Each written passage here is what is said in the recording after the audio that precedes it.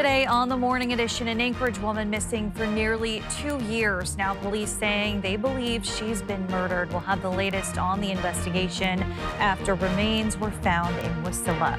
Plus, taxes for short-term rentals could become a reality in Anchorage. Details from last night's assembly meeting and what else was proposed to help combat the city's housing crisis. And later, this teen really enjoys Halloween to the point he's built an entire haunted hotel in his basement with the help of only friends and family. We'll dive down the haunted elevator later as the Morning Edition starts right now. Good Wednesday morning, everyone. It is spooky season. Aaron, are you excited for Halloween? Around this time of year, I tend to enjoy the change in the weather, not so much for the holiday season for Halloween, but hey, it's always a beautiful time of the year to You're already still thinking get about outside. Christmas. I am. Mariah Carey's already thawing out in the background. We are still holding on to some of those rain showers across South Central. That activity is going to steadily increase throughout the afternoon and evening hours for coastal regions. Inland locations will largely stay dry today, but we will see some passing showers sticking around in the forecast. We're waking up this morning with those temperatures sitting in the 30s and the 40s. 42 is where we're currently sitting at here in Anchorage. Now, areas of the Glen Highway dropping down near freezing. Out towards Gunsight Mountain yesterday, we did see some snow accumulation, marking the first snow accumulation for portions of South Central so far this season. You can see widespread rain out towards coastal areas, while inland locations, we've got some sunshine breaks for the first part of the day before some of those passing showers do begin to build back for inland areas. But if you live out towards western parts of Prince William Sound, coastal areas of the Kenai, this is where we're going to see most of that rain. Wouldn't be surprised if areas out near Whittier see anywhere from 3 to 5 inches of rainfall into the evening hours, as that's where we're going to see some of that heaviest activity. Also beginning to see more rain building back in across southeast, and then areas of the eastern Alaska range continues to remain up under a winter weather advisory. This is where we did see up to 7+ inches of snow accumulation through parts of the gaps and passes of the eastern Alaska range north of Trent's Camp yesterday, with some of that light activity continuing this morning. 1/4 inch of rain out towards Portage, nearly 2/10 of an inch out towards Seward, with a lot lighter activity for inland areas. And again, while we will stay fairly dry for inland locations, we'll still see that passing shower chance. But it's the coastal areas where we're really going to see that heaviest activity. Whittier, this is where we're going to take the bulk of that precip. Whittier, Portage Valley, western parts of Prince William Sound, where we could easily see up to 4+ inches of rain accumulation. Notice into our Thursday evening, inland areas may see less than 2/10 of an inch of rainfall. I'll have more on that cooler weather heading our way coming up. A deadly shooting in an ICE facility in Dallas. Will bring you the latest on that in just a bit. But first, here at home, Alaska State Troopers say remains found earlier this month have been identified as an Anchorage woman missing for nearly 2 years. Adelmi Ruiz joins us from the newsroom with those details. Adelmi. Kristen, 18-year-old Atasia Banks was reported missing from Anchorage in November of 2023. Investigators say her body was discovered September 4th near Moose Meadows Road in the Tenina area in Wasilla. Troopers believe she was murdered. Her remains have been sent to the state medical examiner's office for autopsy. So far, no suspects or arrests have been announced. And in other news, a Georgia inmate has been sentenced to 80 years in federal prison for mailing explosive devices to the U.S. courthouse in Anchorage and the Department of Justice in Washington, D.C. Prosecutors say 57-year-old David Dwayne Cassidy built the devices while incarcerated in Georgia State Prison. Officials say his actions put both the targets and everyone who handled the mail at risk. Cassidy will serve his sentence without parole and face 5 years of supervision if ever released. Kristen. All right, thanks, Adelmi. Crews are still working to restore power in Akiak. Residents say the outage began around 2:30 Sunday morning. The community issued a disaster declaration yesterday to seek state assistance. Officials believe a mechanical failure at the power plant may be to blame. We spoke with the lead teacher at the Akiak school. She says people still have water thanks to a generator, but homes and other places without generators are in the dark. They've been in touch and they are aware of our situation and the severity of it. However, one technician mechanic is at another village doing the same type of work, and it's not certain when he'll be able to, if he can come to Akiak. And at this time, they're looking for another mechanic to come out this way. During the outage, the Akiak school has been serving breakfast and lunch for people 60 and older. Data breach notices often leave out critical details about why cyber attacks happen.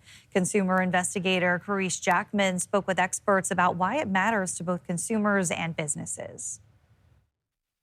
James Lee, president of the Identity Theft Resource Center, says his team has noticed a troubling trend. More than 2/3 of data breach notices don't tell us what happened. An ITRC report shows that 69% of notices did not include an attack vector or an explanation as to how an attacker gained access to a network or system. Lee says this lack of transparency makes it harder for people and organizations to defend themselves against future attacks. That's deeply disturbing that many people don't issue those notifications. Where's the accountability? When we're talking about data breaches and data breach notices, those are creatures of state law. Every one of them has a different law with a different trigger and a different definition of what is required to issue a data breach notice. Lee says the country needs stronger laws to reduce breaches and require companies to be more transparent when they happen. We need a national privacy law. We need a better data breach notification law. And we need organizations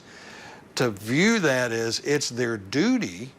It's not just something that they do as a side part of running their business. If you run a business, Lee says, train your employees to spot phishing attempts. Have a response plan ready before a breach hits, and never think you're too small to be a target. If you have information on your employees or your customers, there's somebody out there in the world who wants that information. So whether a data breach notice arrives with full details or not, the best defense is to stay alert, protect your personal information, and make sure your business and customers are safe. With this Watching Your Wallet, I'm Carice Jackman.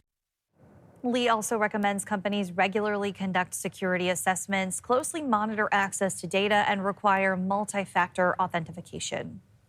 The downtown Fairbanks is getting a boost. The city is using bed tax funds to help businesses improve their storefronts. In July, 7 businesses were awarded grants of up to $50,000 each, totaling $250,000. Recipients include the Ice Museum, the Elbow Room, and the Co-op Plaza. Businesses have a year to complete projects with an extra 6 months if needed. The goal is to create a livelier business district.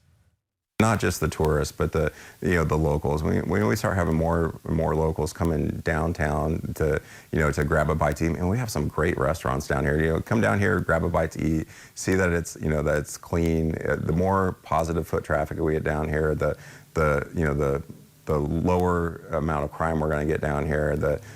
Just the more positive activity, the more economic development. The City of Fairbanks Chief of Staff Mike Sanders hopes the project can continue into the future with funding coming from bed taxes each year. He said he plans to expand the geographic boundaries for where the money can go.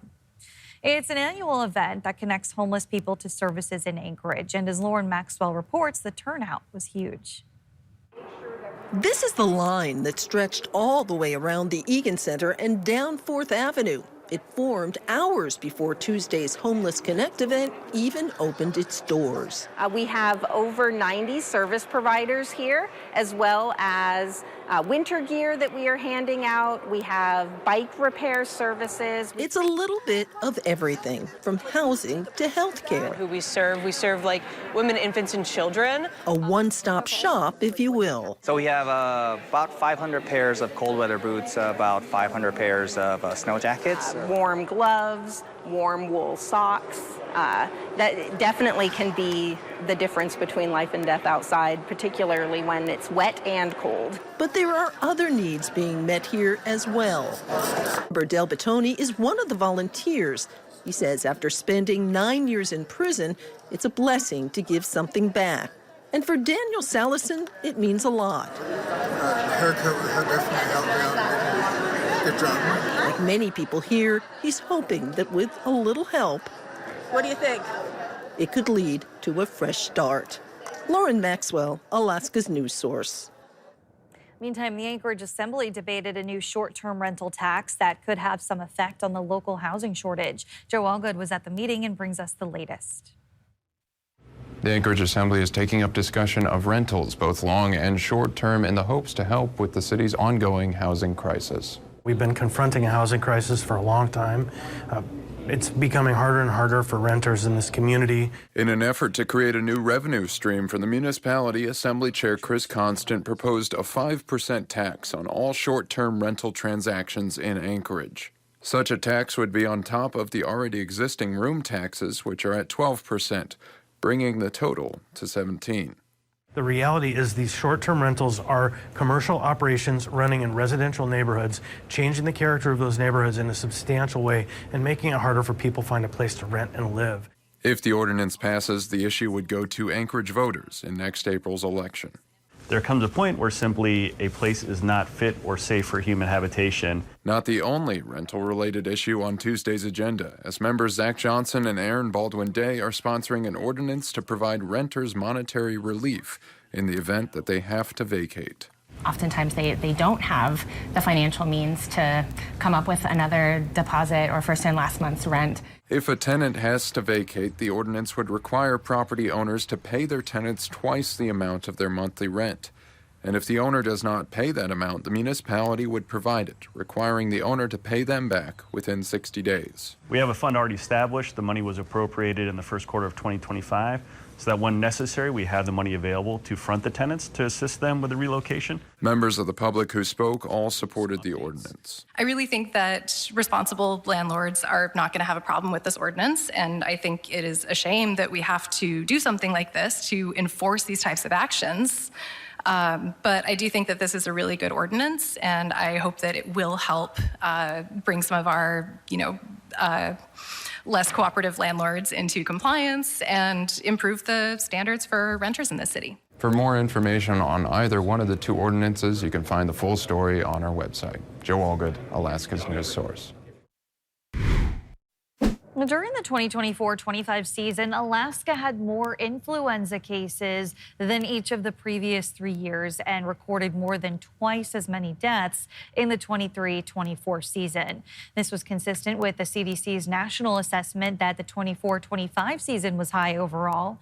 Data shows vaccine coverage in Alaska remained consistent with recent seasons. Those vaccines are effective at decreasing the severity and duration of infection, and they both do also prevent infection itself. Flu season is typically from October to April. Well, it's nearly PFD time with sales on nearly everything you can imagine, including flights and trips. Maybe it's time to escape for a vacation. Alaska Airlines has a number of deals for you to take advantage. We'll share those when the morning edition returns. Still holding on to some rain across the Gulf Coast region. Heavier activity arrives in the southeast by week's end. I'll have more on that. But first, at sunrise, 7:49 in Anchorage, 6:47 in Juneau. Your full forecast is next. Welcome back. 16 minutes past the hour on this Wednesday morning. Aaron, what are the temperatures looking like outside today? Well, here across South Central, we are waking up to those temperatures. Pretty much the same thing we saw yesterday in the lower 40s. But areas out west and for locations north of the Alaska range, we are seeing temperatures dipping down into the 30s. We're still holding on to some of that heavy rain for the Gulf Coast region. We've got winter weather that's been impacting areas of the Alaska range. And we're also watching the first freeze this week, which does look possible for locations through the interior. Fairbanks is chasing one of the latest first freezes on record. And we are waking up this morning to 34 in Fairbanks, 31 in Nome, as well as Bethel, 30 degrees in McGrath. So really, as you head out west, this is where we're seeing those temperatures dropping down near freezing. The vast majority of the state, though, certainly seeing those temperatures a bit on the cooler side as we transition into the end of September, and we are seeing the return to some rain showers across the Gulf Coast region. Heavy activity out towards Prince William Sound, and while we are starting off this morning with some light activity out towards the Panhandle, we are going to see additional rounds of some heavier rain building in later today and into your Thursday, with even heavier rain arriving as we welcome in our Friday. Now, that jet stream remains to our south, so we're seeing those storms that are moving moving or impacting areas of the Aleutians and the Bering Sea. Those are riding right along that jet stream into the Gulf Coast region. And we're still seeing that atmospheric river out towards southeast, which is going to continue to lead to some of that increasing heavy rainfall. So yes, those landslide concerns are still with us. Notice as we welcome in our Wednesday on into Thursday evening, we begin to see that atmospheric river really taking hold out towards the southern panhandle. So be prepared for additional rounds of some heavier activity. Meanwhile, the rest of the state will continue to see those temperatures steadily cooling off as we tap into some of that cooler weather as we transition through the end of this week. As far as this rain, though, you can see increasing showers across the Gulf Coast region. Be prepared for anywhere from 2 to 5 inches of rain out towards Whittier. Heavy activity out towards southeast. Now, inland areas of south central will largely stay on the dry side, but we could see a passing shower or two today and into our Thursday. But we'll see most of that rain out towards coastal regions, and we may even see some sunshine breaks for inland areas. This is the storm system we're going to be watching by week's end that could spawn additional high wind concerns out towards southeast with even more heavy rain to be expected. So this uptick in that ongoing heavy rainfall precipitation still with us. Likely will continue to impact areas of southeast as we are going to continue to trend wetter. While the rest of the state, this grayish you're seeing means that we have both an equal chance of both above and below typical precipitation for late September. So we're beginning to transition back into somewhat of a seasonal weather pattern for a good portion of the state. We'll see temperatures today warming their way back into the upper 40s and the lower 50s, so still holding on to some of that cooler weather. And then by week's end, we'll drop into the upper 40s for those highs with those overnight lows. While they're not still dropping down near freezing, we are going to see those overnights dipping down into the mid-30s. So some frost potential will be possible this weekend, but with those partly cloudy skies, we'll see at the tail end of this week into early next week, that could provide the potential for some of those cooler locations to dip down near freezing. So we'll be watching for that this weekend. All right, thanks, Aaron. As Alaskans wait for their PFD checks to arrive, you may be planning to book a trip. Alaska Airlines just launched its annual permanent fund dividend sale with tons of deals on some flights from now to October 6th. Those travel dates will be between October 14th and May 12th of next year for flights to and from or within Alaska. Many favorite destinations like Hawaii, Mexico, and Belize will return along with new additions like Australia and Japan. The airline urges customers to join or use their Club 49 membership for even more discounts. And while we're talking about airlines, Air Advisor has released their top 5 rated airlines of 2025, perhaps making your decision on which airline to choose a bit easier. Alaska Airlines was ranked number 2. It says Alaska stands out for its consistency, safety, customer reputation, industry awards, and family and pet travel policies. Others in the top 5 include Delta Airlines at number 1. Third place is Hawaiian, followed by United and American Airlines. You've been listening to the Alaska's News Source podcast. Subscribe to have the latest episodes delivered to your library automatically.